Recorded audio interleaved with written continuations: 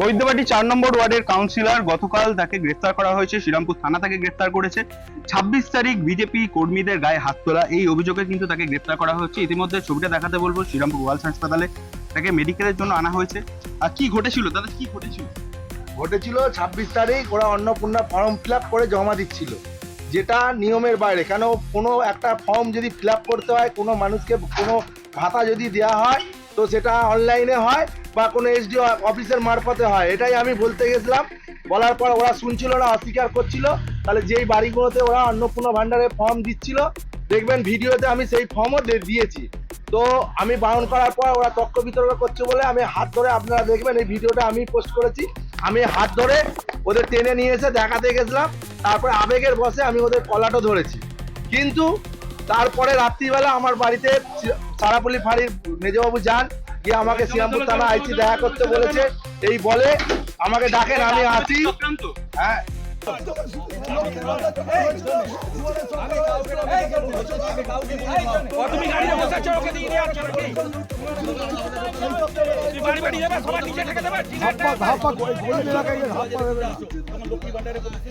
প্রতিশ্রুতি জিনিস হচ্ছে ফর্ম ফিল আপ করতে বলে অফিসে জমা দেয়া না।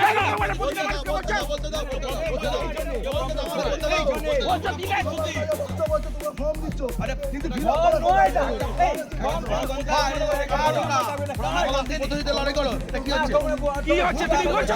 তোমরা ভুল বোঝাচ্ছ মানুষ, ভুল বোঝো না। তোমরা ওকে ভুল বোঝাচ্ছ, মহিলাকে ভুল বোঝাচ্ছ। এটা বলেছো?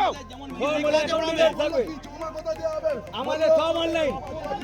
জানে না তাই বলেছে। আমাদের সব অনলাইন। আমাদের সব অনলাইন। 4 তারিখের পর যাবো, কে দিবি? কোকে মানুষকে দিবি? এই তো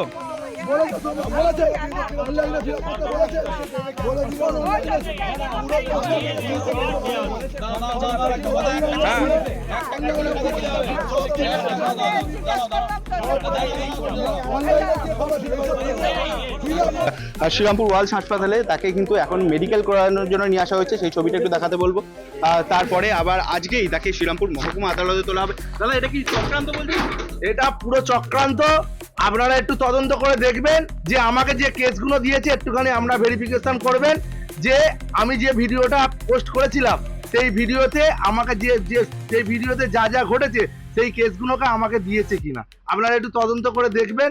আর আমি বলবো, আমি যেটা করেছি দলের স্বার্থে করেছি। কেন অন্নপূর্ণা ভাণ্ডারের ফর্ম দেওয়া যায় না, সেই হিসাবে আমি বারণ করতে গেছিলাম। ওরাও তর্ক বিতর্ক করেছে, তাই আমি হাত ধরে ওদের টেনে নিয়ে গিয়ে যে বাড়িগুলোতে ওরা দিয়েছে সেই বাড়িগুলোতে দেখিয়েছি।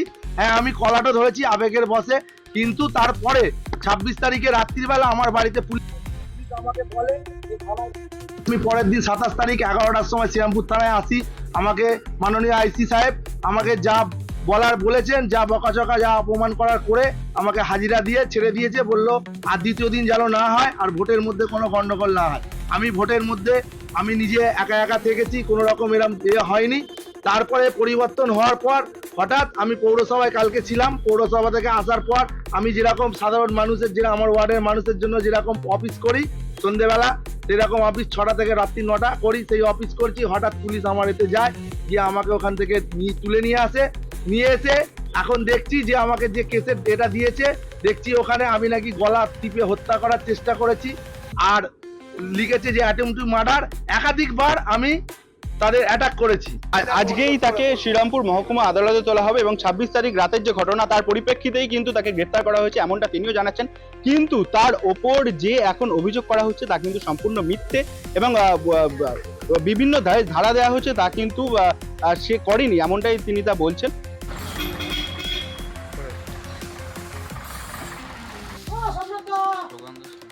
भारत माता की जय, भारत माता की जय, जिंदाबाद जिंदाबाद जिंदाबाद, अमित शाह जिंदाबाद जिंदाबाद जिंदाबाद, जय Shri Ram, BJP BJP BJP जिंदाबाद जिंदाबाद। লাড্ডু বিতরণ করছেন কি বিষয়? দেখুন, রাজনৈতিক পটভূমি হচ্ছে জনতা জনার্দনের আশীর্বাদ নিয়ে জিতে এসে মানুষের সেবা করা এবং সমাজের উন্নয়ন করা। কিন্তু আমরা দেখেছি 2011 সালের পর থেকে এই তৃণমূল কংগ্রেসের আমলে প্রতিটা এমএলএ থেকে চেয়ারম্যান থেকে কাউন্সিলর থেকে প্রত্যেকটা কচি নেতা এবং বড় নেতা সকলেই রাহাজানি অশান্তি এবং অন্যায়ের ওপর দিয়ে এই পশ্চিমবঙ্গে শাসন করেছেন। শুধু শাসন করেননি, তারা শোষক হিসাবে পরিচিত হয়েছিলেন। এবং গত বিধানসভা ভোটের 26-এর যে বিধানসভা নির্বাচন হলো, সেই নির্বাচনের ঠিক 3 দিন আগে 29 তারিখের 3 দিন আগে 26 তারিখে আমাদের শেওড়াফুলি মণ্ডলের প্রাক্তন সভাপতি শ্রেয়াংশু মহন্ত, যাকে আমরা মহান্ত বলে চিনি, তিনি গেছিলেন দলের হয়ে প্রচার করতে। সেখানে রাজু পাড়ুই চণ্ডে, যিনি তৃণমূলের কাউন্সিলর, তিনি তার দলবল নিয়ে চণ্ডেদার ওপরে প্রহার শুরু করেন, মা মাসি তুলে গালিগালাজ শুরু করেন। তারপরে আমরা দেখেছি, আপনারা সকলেই দেখেছেন যে ভিডিওর মধ্যে কিভাবে অকথ্য ভাষায় গালিগালাজ করে শারীরিক নির্যাতন এবং তার উপর শারীরিকভাবে অত্যাচার করা হয়। এবং কালকে সেই সুবাদে কালকে আমরা দেখলাম, পুলিশ প্রশাসনকে আমরা সাধুবাদ জানাই, পুলিশ প্রশাসন রাজু পাড়ুই চণ্ডেকে গ্রেপ্তার করেছে। সেই আনন্দে আমরা ভারতীয় জনতা পার্টি থেকে সকলকে লাড্ডু বিলি করছি।